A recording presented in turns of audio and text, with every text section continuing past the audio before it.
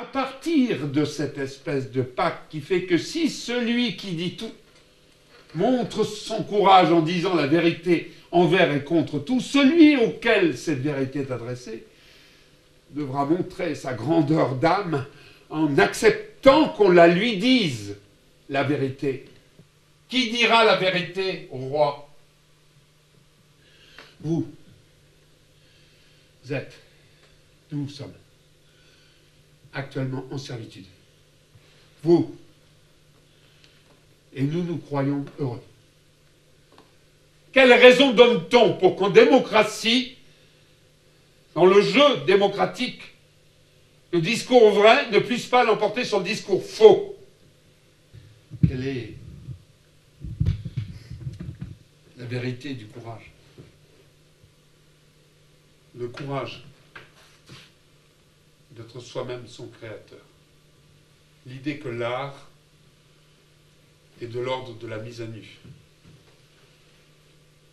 L'art moderne a une fonction que l'on pourrait dire essentiellement anticulturelle. Il y a à opposer au consensus de la culture le courage de l'art dans sa vérité barbare. L'art moderne, c'est le cynisme. Dans la culture, c'est le cynisme de la culture retournée contre elle-même. C'est dans l'art, surtout, que se concentre, dans le monde moderne, dans notre monde, à nous, les formes les plus intenses du dire vrai, qui a le courage de prendre le risque de blesser. Il y a une contradiction à vouloir faire de la recherche et du public. Le philosophe reconnu par Diogène, prisonnier et mis en vente, se vit demander ce qu'il savait faire et répondit « commander les hommes ». Et il dit au crieur, crie cette annonce « Quelqu'un veut-il s'acheter un maître ?»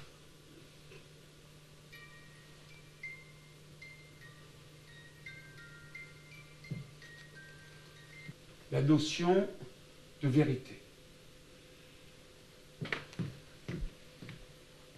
désignant